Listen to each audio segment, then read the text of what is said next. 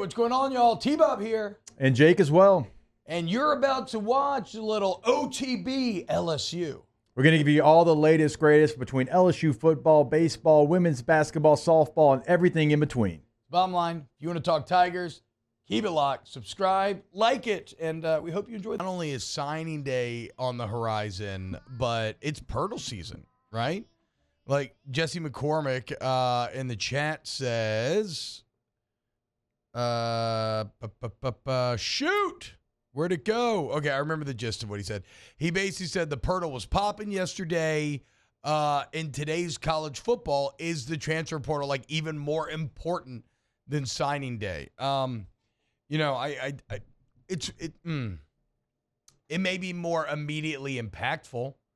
You know, more important is probably still getting a great base of college freshmen to come in and develop. But if you're talking about getting high impact guys, like LSU is going to have to land guys in the secondary on the defensive side of the ball if they want to improve and they want to be good next year and they want to take the step forward. Here it is. Transfer portal is popping yesterday. It's going to be electric in the portal. Is portal season more important than National Signing Day season? Yes, for some teams.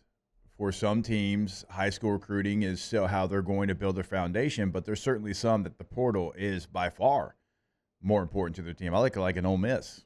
Absolutely, it's more important for them. Definitely for them, yeah. Than it is. Now, for LSU, obviously, like you want to build through the high school ranks, but you do want to supplement your roster through the portal. I mean, you're LSU. Like, you should have some advantages. Not over every team. We broke down the dollars and cents of it, but you still should have some advantages. So, yeah, it's going to be important. Now, that window opens up on December the 4th, and it closes on January the 2nd. So you're going to have basically a full month to go out there, see what you need, and which seems like it could be a lot, certainly on the defensive side of the football. And you have to ask yourself, like, how many players do I want to bring in?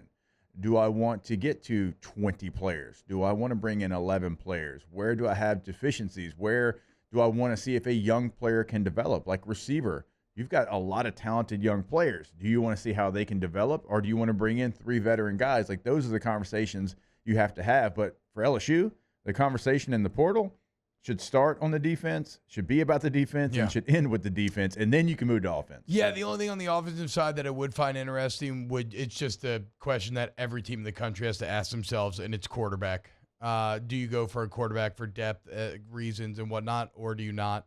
And there's not one answer, right? Like Georgia did not, liking their room of Beck, Vandegrift, and Stockton, and maybe you love Hurley, Nuss, and who am I missing? Ricky Collins. Thank you. Yeah. So we'll see. Who did LSU get out of the portal, Taylor? Yeah, they got a defensive lineman. Okay. Sean Washington. He's from East Mississippi Community College, famously from Last Chance U. You guys remember that school? He's from New Orleans. He signed with Georgia, actually, back in 2022. He was an LSU commit on signing day. He was one of those Kirby flips. He was a 3 or 4 star, depending on where you look. 6'3", 297, so decent size there. Didn't get to play in time he wanted at Georgia. Left after his freshman year, played at EMCC last year, and now he's headed back to the boot. Okay. Junior college ranks now completely different than when we played. Wow, Jake, what incredible takes. I mean, those guys, they're just the best. I think so. And if you think so, again, hit the like button, subscribe, ring the bell so you get notifications when we post every single day here on OTB LSU.